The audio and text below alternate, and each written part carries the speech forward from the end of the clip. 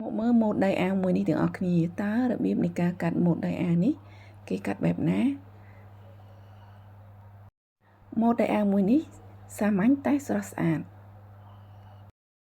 chia nằm bóng dương vô bông đai ao rồi bỏ dương cứ bập hết đai ao với cái bán nè khơi cái bán là dương ở thưa ca cắt trầm đàm đai rồi bỏ dương bẹp nâng máu và tập bây dương cắt rủi hai dương thưa ca chia đai ao khẳng lửa rồi bỏ dương nâng chùm nôn 4 cm mà bố nó cứ 4 cm smart khníសូមបងប្អូនជួយចុច Subscribe ចុចសញ្ញារូបកណ្ដឹងម្នាក់មួយដើម្បីទទួលបាននៅវីដេអូថ្មីៗជារៀងរាល់ថ្ងៃដែលបង្ហាញជូនពីទិញន័យនៃការកាត់ទិញន័យនៃការដេរទិញន័យនៃការច្នៃប្រឌិតម៉ូដនិងបង្ហាញជូនពីការប៉ាក់ឌិនផងដែរចា៎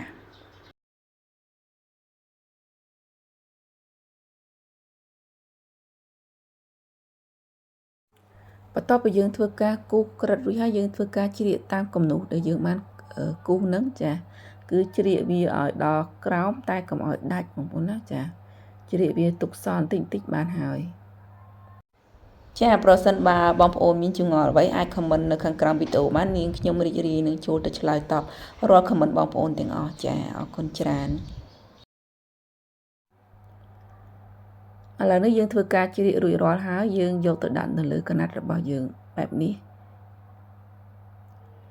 កន្លែងនេះគឺយើងឡើងពីកពូលពុំរបស់យើងឡើងទៅលើ6 cm ណាបងប្អូនចាបន្ទាប់មកយើងធ្វើការគូសបកោងវាមកគៀនបែបនេះចាបន្ទាប់មកយើងយកមកធ្វើការដេរកូនចុងដៃរបស់យើងចាកន្លែងដេរកូនចុងដៃគឺយើងដេរមួយជើងទីឬក៏កន្លះសង់ទីម៉ែត្រណាបងប្អូនចា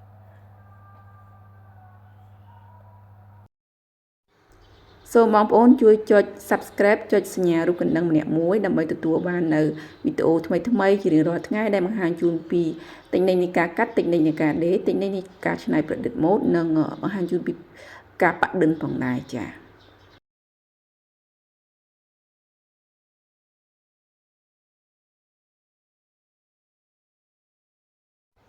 ចាប្រសិនបើបងប្អូនមានចម្ងល់អ្វីអាច comment នៅខាងក្រោមវីដេអូបាននាងខ្ញុំរីករាយនឹងចូលទៅឆ្លើយតបរាល់ comment បងប្អូនទាំងអស់ចាអរគុណច្រើនបន្ទាប់ពីយើងធ្វើការដេរមួយជើងទីហើយយើងក៏ធ្វើការដេរសកត់ធ្នេបែបនេះគឺដេរច្បាច់ទេបងប្អូនចា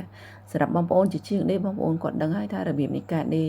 គុនចុងដៃគឺគេដេរគុនបែបណាចាឥឡូវរួចរាល់ហើយបន្ទាប់ពីយើងធ្វើការដេរគុនចុងដៃហើយយើងក៏មកធ្វើការដេរព្រួញស្មាដៃអាវរបស់យើងវិញម្ដងចាកន្លែងនេះបងប្អូនស្រឡាញ់ជីបបងប្អូនមិនចាំបាច់ដេរព្រួញក៏បានដែរបងប្អូនណាចា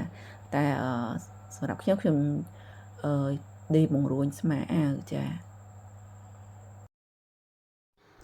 សូមបងប្អូនជួយចុច Subscribe ចុចសញ្ញារូបកណ្ដឹងម្នាក់មួយដើម្បីទទួលបាននៅវីដេអូថ្មីៗជារៀងរាល់ថ្ងៃដែលបង្ហាញជូនពី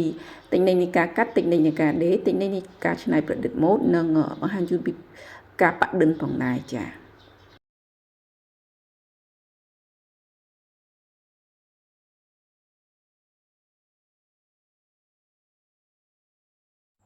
ឥឡូវនេះយើងធ្វើការព្រួញស្មា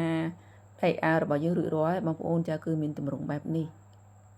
ចារបៀបនៃការកាត់ដៃអាវនិងរបៀបនៃការដេរដៃអាវម៉ូដមួយនេះគឺរួចរាល់ហើយបងប្អូនអរគុណច្រើនចំពោះការតាមដានទស្សនារបស់បងប្អូនតាំងពីដើមដល់ចប់ជូនពរបងប្អូនជួបតែសំណាងល្អរកទទួលទានមានបានហេងគ្រប់ក្រុមគ្រួសារ